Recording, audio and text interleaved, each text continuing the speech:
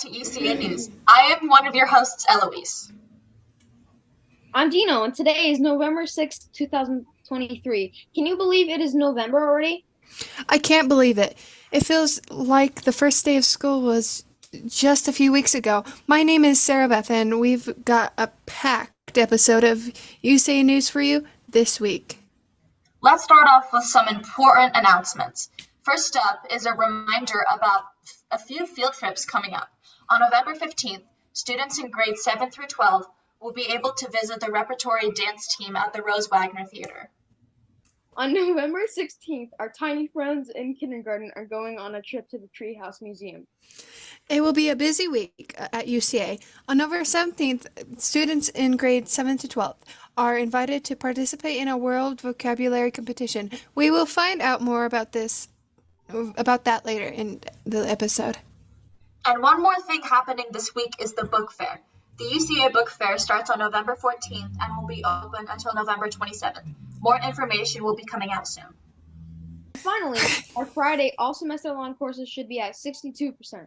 We're getting closer and closer to the end of this semester. And that is all of our announcements for this week. For our first segment of the week, we're going to find out more about one of our teachers' writing program, and last week she actually Hey, no spoilers. But Stop, Sarah Beth, no spoilers. Let's send it out to Austin to find out more. Hi, my name is Mika. I'll be doing the interviewing today.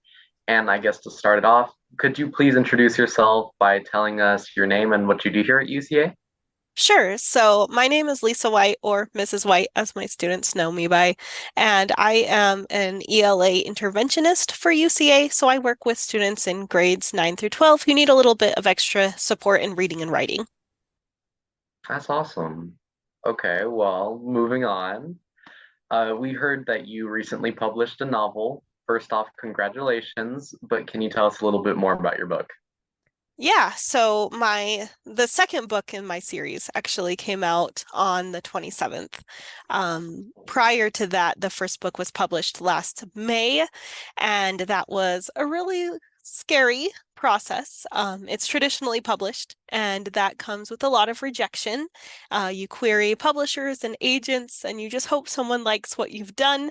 I was rejected 42 times, but I think it goes to say about sticking with something that is important to you, even if it's hard. So my book is dystopian science fiction for young adults, so teenagers, probably appropriate from like 11-year-old up. It's pretty tame.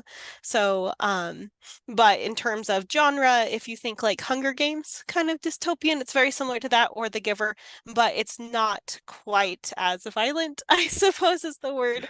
I think most importantly, so we can all check it out after this, what is the name of your book? First And book, the two names. Yeah, so the first book one is called The Atlas Project, and Okay. it's published under a pen name, so it's just my initials, LM White, and then the sequel is The Atlas Sentinel, and then same. I just want to say congratulations on being named a UCA All-Star.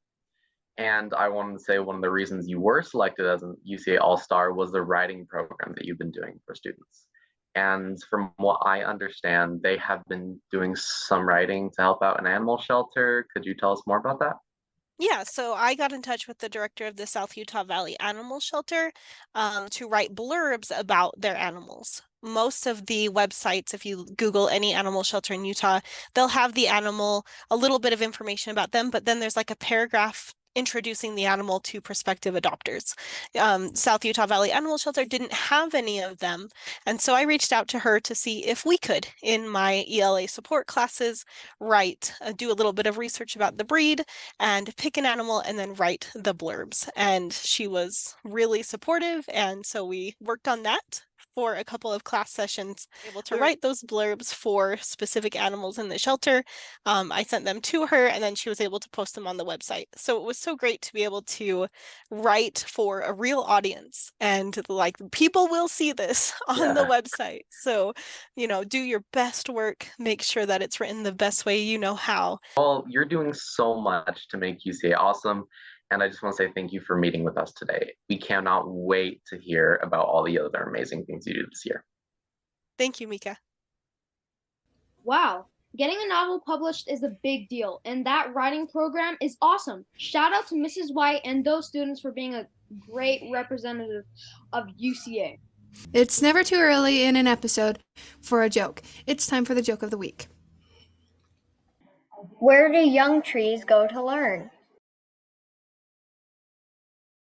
Elementary school. That was another hilarious joke. Next up, we have Fact of the Week. Play that jingle we all love so much. Fact of the week. Ba-da-da.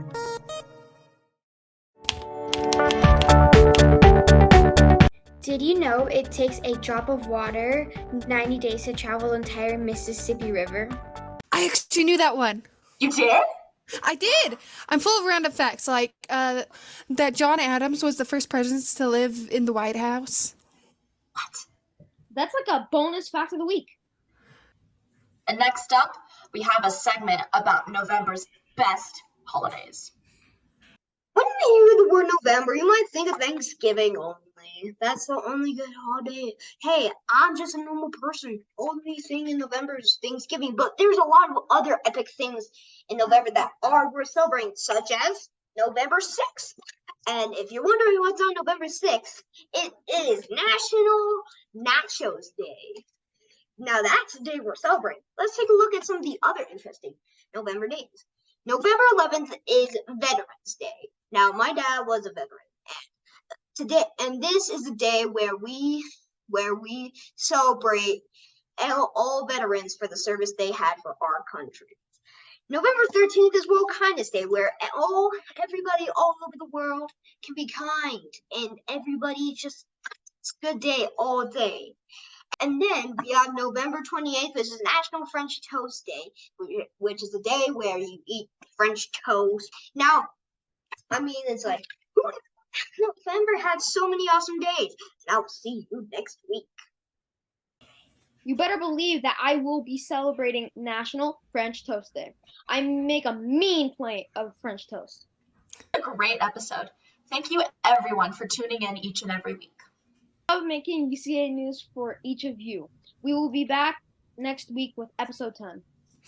Until then, stay awesome, work hard, and remember, we are you. See? Hey!